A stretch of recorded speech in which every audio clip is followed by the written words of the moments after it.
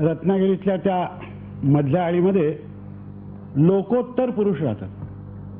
देवानी ही एक माणसाची निराळीच घडण केलेली आहे.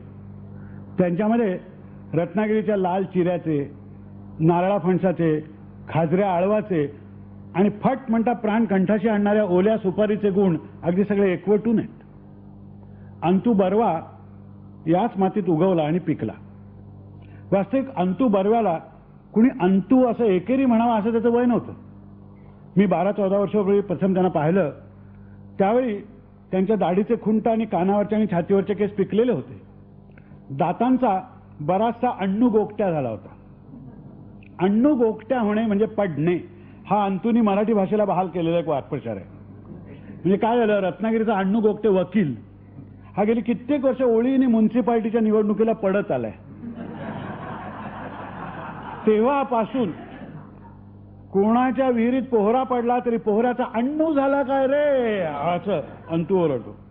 आता समोरासमोर कोणी अंतूला अंतू म्हणत नाही, पण उल्लेख मात्र सहसा एकेरीत, किंबहुना कोकणातली सगळीच मंडळी बहुधा एकवचनी, पण अंतूला संबोधन मात्र अंतुशेट असं. आता या चित्पावनाला ही वैश्यवृत्तीची उपाधी ही फार प्राचीन काळी चिकटली. म्हणजे अंतूच्या हातूनच हे पाप घडलं होतं.